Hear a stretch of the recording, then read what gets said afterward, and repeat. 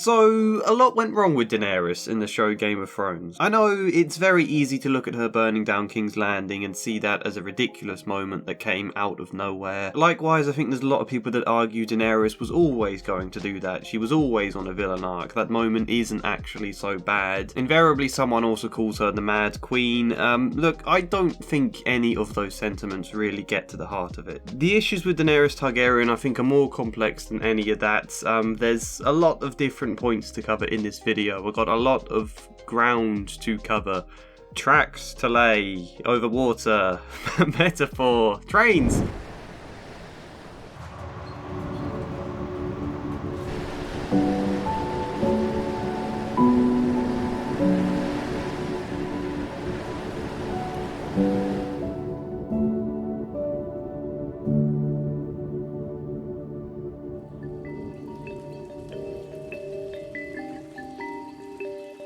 We're going to start with the more overarching issue with Daenerys, I think. I'd say it's that the show can't decide how much they want Daenerys to be a really empowering, positive figure to get behind, and how much they want to undermine that with the possible dangers. This one we can't just blame on David and Dan either. Not that I'm really interested in blaming anyone anyway. I just find understanding what went wrong to be interesting in and of itself. However, I think the TV medium is difficult here, because the books have Daenerys' chapters all squarely from her perspective, which means we get to sort of sit inside her brain much easier. We feel her challenges and triumphs the way she feels about them and sees them, and that makes for a really engaging disconnect when you start to twist that and see her perspective not quite lining up with the reality or with our own hopes. Whereas the lack of internal monologues in TV makes that more challenging. Here's a cool example. Mirri Maz from season 1. She was a healer or a witch who was enslaved and suffered SA when the Dothraki attacked. Dany offered protection to Mirri and has her try to cure Khal Drogo's wounds, then when that doesn't work, to use blood magic to save his life. Only either the ritual goes wrong or Mirri Maz deliberately tricks Dany. It's a little ambiguous as to which. And Khal Drogo is left alive but not himself. Dany's baby is lost and Dany decides to arrest Mirri, then burn her alive as part of a ritual alongside the body of Drogo and her dragon eggs. In something of a near miracle, this ritual causes the eggs to hatch into dragons. Everybody then bows to her. It's a pretty badass way to end the first book. This is an empowered Dany we are meant to get behind. And yet, you can't also help but see the horror in burning someone alive, someone you technically made into a slave, and are then burning because they either couldn't fulfill your wishes or deliberately rebelled against you. It is ambiguous. Mirri Maz clearly feels no sympathy, but would the wound have healed if Khal Drogo had followed her instructions? Would the blood magic have worked had Jorah and Dany not entered the tent during the ritual, something she expressly forbid them to do? Who knows? Would Dany's child have been born so lizard-like either way? There are accounts of other Targaryens giving birth to similar babies. You know, there's a lot of things you could say to justify Dany's position here and her actions, but there's also enough to just subtly undermine things and leave that in the back of your head. Is Dany burning her alive because she sees it as a just punishment, or is that the excuse? Is it a vindictive revenge? Does she just want to pin blame to excuse her own guilt? Does she maybe recognise that only death may pay for life? That Mirri might be needed as a proper magic ritual to make the dragon eggs hatch? Maybe. There are a lot of conflicting feelings all wrapped up around this event that the book has space to draw attention to. It's not too overt. It's not a major example either, but there are just some hints meant to undermine what could otherwise be quite a badass moment, and this is an interesting disconnect that, you know, maybe would grow bigger in the later books. In the show, however, this whole event is less ambiguous, and Mirri Maz is framed much more as an antagonist. She almost sounds mocking when she talks to Dany. When the sun rises in the west, sets in the east, when the seas go dry, when the mountains blow in the wind like leaves. And also in the books we get Dany's self-doubt, the side of her that rather than blame Mirri thinks Ser Jorah had killed her son, Dany knew. He had done what he did for love and loyalty, yet he had carried her into a place no living man should go, and fed her baby to the darkness. Or this exchange with Mirri. You warned me that only death could pay for life.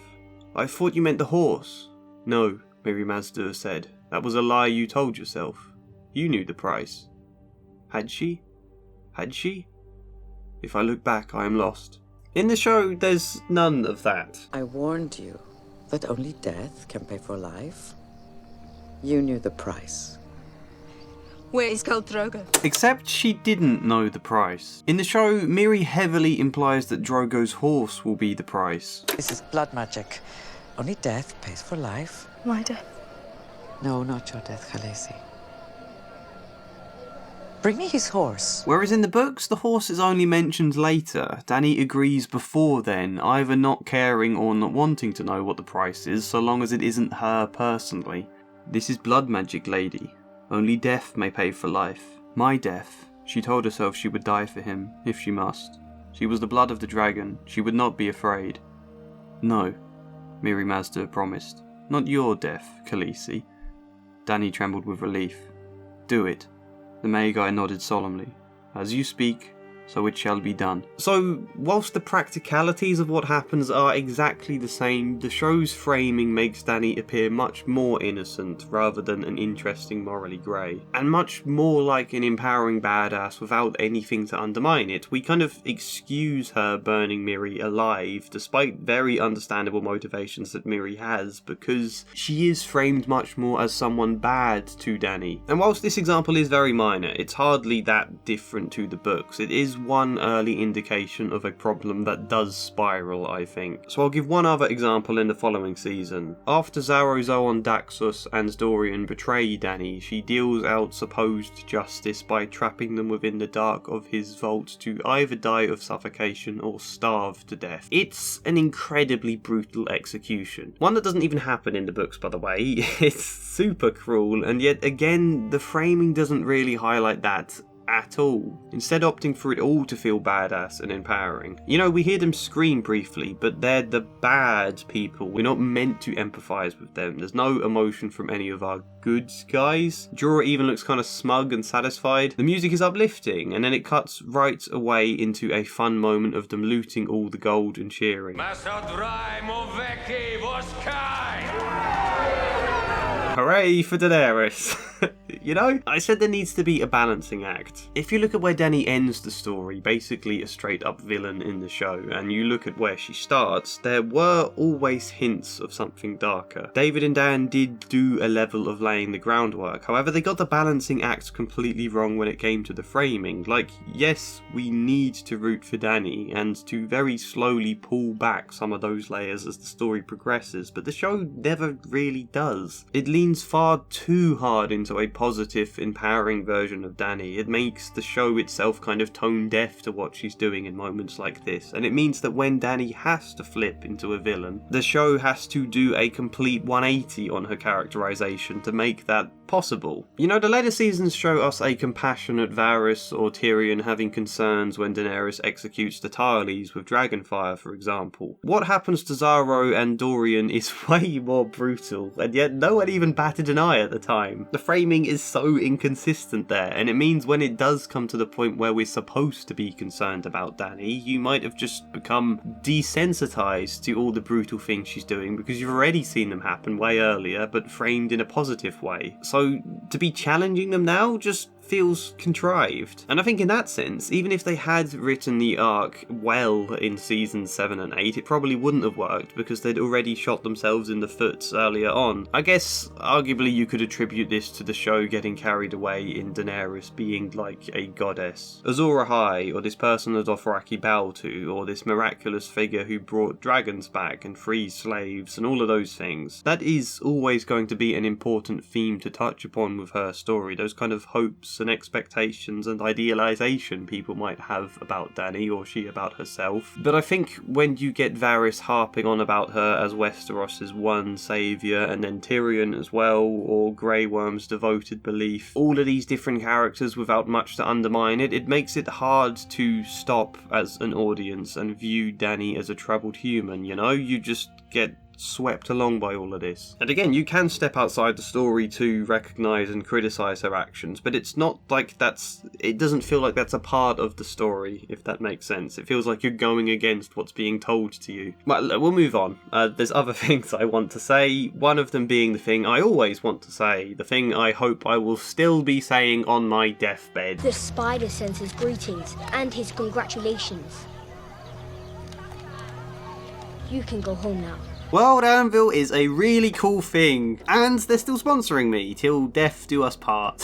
Listen to me passionately talk about them. WorldAnvil is an online tool for world building, the anviling of worlds, character creation, campaign building, story planning, and even writing, and a load more stuff that can be great for anyone with creative projects or games. I use it for the planning of my novel. My organisation is chaotic, so WorldAnvil really helps. I love the way you can create timelines of events with hyperlinks from those pages to a character bio or some other event or information or whatever. Like, my memory isn't the best for the minor details of stuff I invent, so when I'm reading back information about the history of my novel's world and I think, who is this person? I can only half remember. Or what order did these events happen in? Why did that become a social custom? Whatever. I can very easily click a hyperlink to a different page I wrote and check. The ability to create entire timelines based on your own invented calendars and be able to link everything to it, including changes in the maps for if a city gets destroyed or something like that. That is so damn cool. And there are other tools too. Not all of them are ones I need for my novel personally, but they all still look really handy, and I've always found everything pretty easy to use. If it's your thing, they also have a Discord and they run all sorts of events and community support and stuff, like this summer camp they've been running. It's all really great and I enjoy getting to promote them. So there is a link in the description and there's a pinned comment that entitles you to 51% off. Yep, it's 51 now. All their subscriptions with the code TREE. If you want to try it out first, they have a free version so you can get familiar, you know, take your time, take it out for a nice dinner and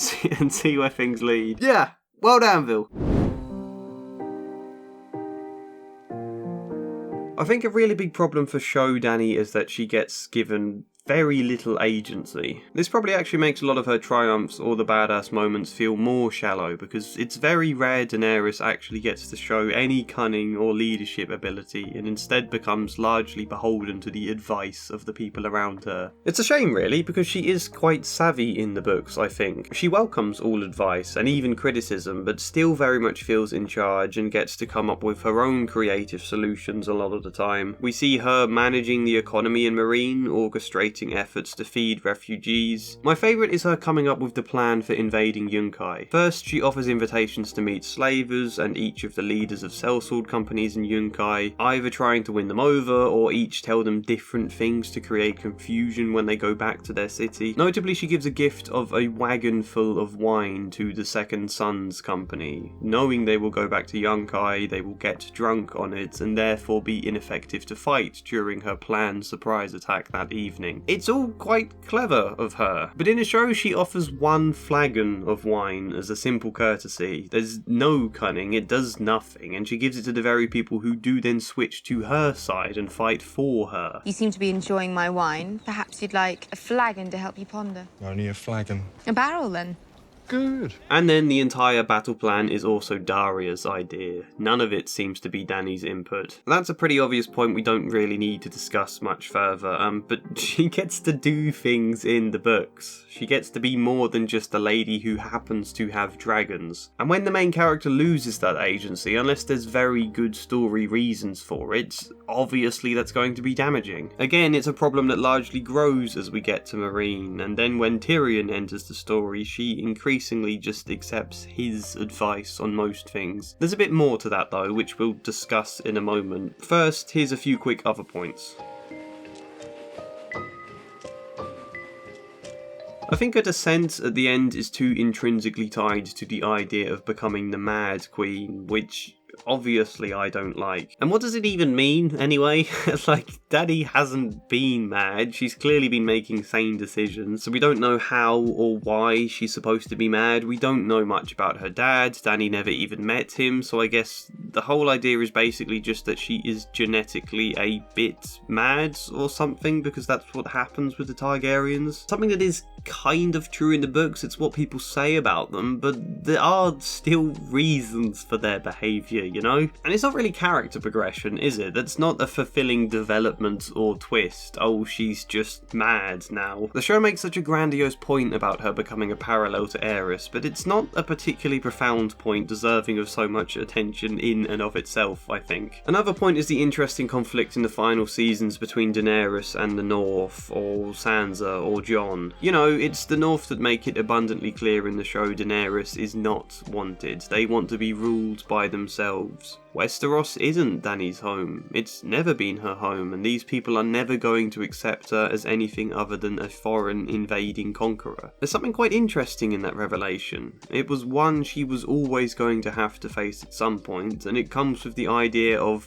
hey, am I the bad guy? I could believe otherwise when I was fighting slavery, but they don't have that in Westeros, and these people are supposed to be welcoming me as their rightful heir, except they're not doing that at all. This is an interesting challenge to my character that should affect me in meaningful ways. The problem is, I think the Jon and Dany love story softens this conflict. Yeah, Sansa doesn't trust Dany and sees her like a foreign invader bringing nothing but dragons and destruction. However, to Jon she becomes my queen. And I think his blind devotion stops Sansa's more obvious opinions from being something Dany really has to reflect upon, or something we can really create drama out of until that final moment. Thirdly, I'll just say Ser Jorah becomes a total good guy in the show. You know, he's not exactly bad in the books, he's morally complicated and a bit creepy, but I think whitewashing him into a perfectly good person in the show, I think it means Dany really never learns anything from her interactions with him other than his straight up advice. There's no learning how to manage someone like Jorah or taking anything personal or emotional away from the experience. I think the insistence on this odd, pure romance where he keeps coming back and getting banished and coming back, I think it just removes an extra dimension from the story. Again, from Dany's perspective specifically, that's quite a minor criticism. Let's discuss a bigger one.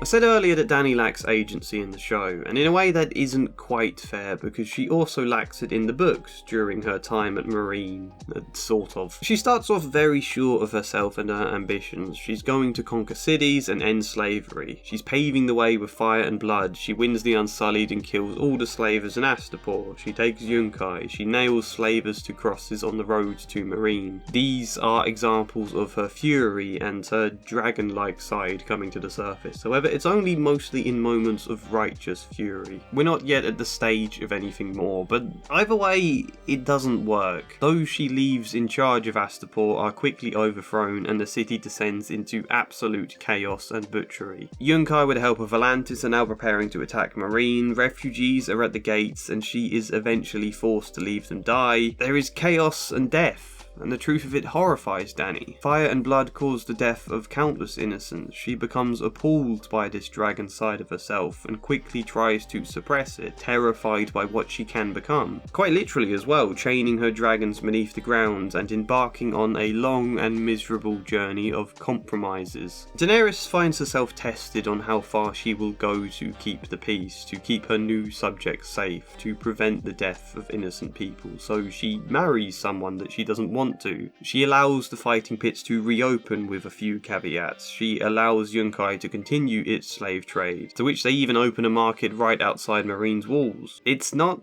great. It doesn't make her feel like she's winning. But on another way, it does work, I think. A very tenuous peace is achieved. It's not great, but it is a starting position. Politics is never easy if you want peace. It's full of diplomatic concessions and sacrifices and tons of confusing challenges with very few clear answers. At first, she's happy with her success. However, the longer she has to live with the compromises she settled for, the more it starts to grate on her, the more miserable she becomes, and slowly, despite her horror at the idea of innocent people dying, the whole fire and blood approach to ruling starts to look tempting again. It would just be so much simpler, you know, to not have to compromise, to just be the dragon. Chuck in a few events to act as a catalyst and the appearance of Drogon to sweep her away so she can dream and hallucinate on it all, and then she ends the book now likely to lean into the fire and blood approach far more than she ever did initially. And whilst you might be more understanding of her burning whole cities full of slavers, what about when she comes to conquer Westeros? What if her actions become more and more unsettling? There's that great set of essays, Untangling the Meereenese Knot, all about this. But what's the point of me summarising that? Well, in essence, it's that the story of someone sacrificing a lot of agency and her own beliefs and hopes for the sake of achieving peace, agreeing to lots of things that she doesn't want want to, only for the pressure of those decisions, the frustration with how difficult everything is, the sense she feels like she might be failing in doing this. All of that slowly building up and like a pressure just waiting to explode. I know a lot of people dislike this arc in the 5th book. I know a lot of people also misunderstand it, but I think it works brilliantly and will probably be seen in a much better light once we get to the book after it, so we can kind of fully see where it all led to. But what's interesting about it is that this is also the loose general arc show Daenerys goes through, only there she goes through it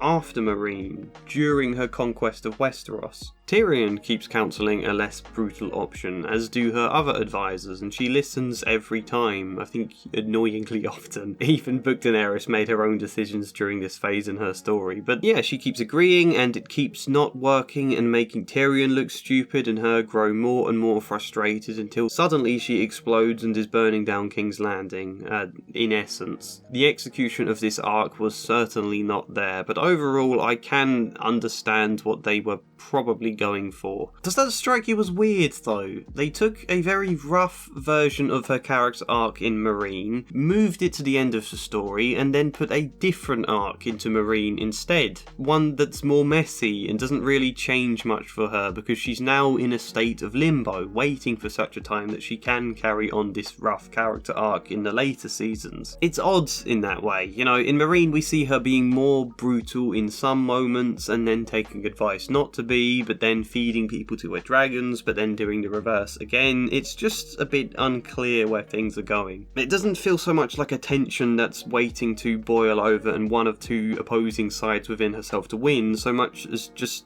lots of difference without any sense of direction. And again, there's very, if any, reflection at all on Dany being terrified of her own brutal fire and blood potential, whilst also being attracted to it at the same time. We don't really see any of those character points going on. And then she goes to Vase Dothraki in the show as well. I honestly don't know what the point of any of that is, other than that it gives her more troops, because they're not really exploring anything there. It's all plot without story in the show. It's only after that that her story actually resumes. Only this time, yeah, the arc is happening in a place where it doesn't work very well, because you know, there isn't too much to fight in Westeros in the show. Jon quickly gets the North to side with her, and then it's literally just the Lannisters left and Euron. There's only a handful of battles, which isn't much time for Dany to feel paralysed by the complexity of achieving your needs without sacrificing humanity. In fact, it's hard in general to convey that idea via a literal war where people will inevitably die. It just doesn't line up with the plot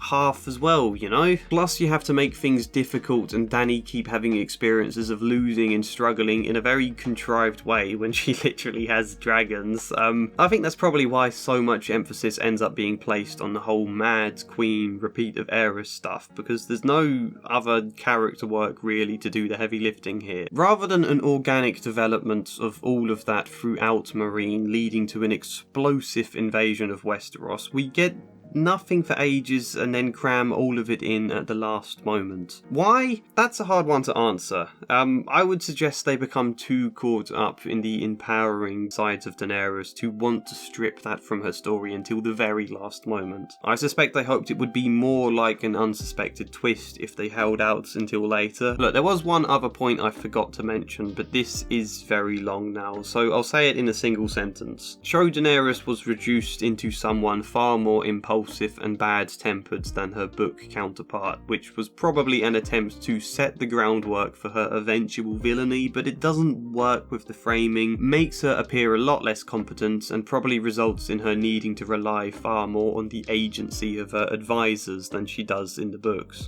There's loads of other things I haven't discussed, like her arc through the Long Night, or the moment itself of burning King's Landing and Missandei's death, or her own death, but I don't think I need to discuss them exactly. I think it's obvious what's wrong there. I don't feel interested to just criticise things as bad for the sake of it unless there's anything more to actually take away, especially when the show isn't even relevant now.